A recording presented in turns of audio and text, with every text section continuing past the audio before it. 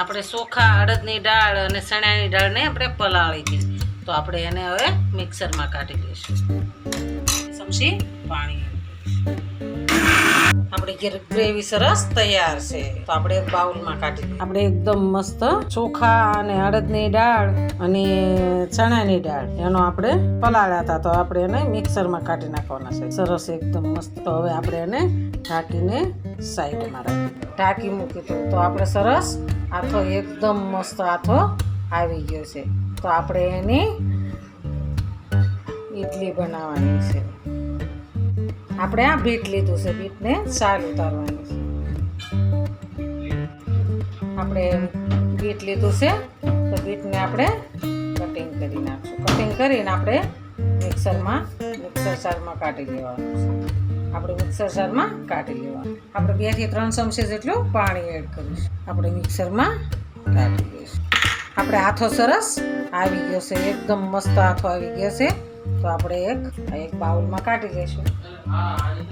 આપણે અંદર એડ કરી દઈશું. આપણે બીટ ન ખાતા હોય છોકરા, તો આવી રીતના નાખી અને આપણે બીટ એને ખવડાવી શકીએ. બહુ નરવી, હેલ્ધી, ટેસ્ટી સરસ લાગે છે આપણી ઈડલી.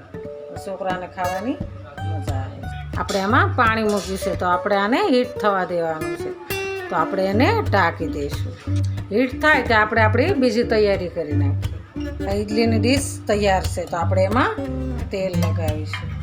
આપણે સ્વાદ પ્રમાણે મીઠું એડ કરીશું. આપણે એમાં મીઠા સોડા એડ કરીશું. આપણે સરસ એને મિક્સ કરી દઈશું. આપણે મિક્સ સરસ થઈ ગયું છે. તો આપણે ઈડલીની ડીશ લીધી છે. આપણે એના પર બીજી મૂકીશું. આપણે ડીશની અંદર મૂકી દીધી છે, તો આપણે એને ઢાંકી દઈશું સરસ. આપણે હવે ઈડલી જોઈ લઈશું. આપણે ઈડલી સરસ તૈયાર છે, નથી સોરતી જોયું ને. તો આપણે એને ઉતારી લઈશું. આપણે એને બહાર કાઢી લઈશું. આપણે ચટણી બનાવીશું. ટોપરાની ચટણી બનાવવાની છે.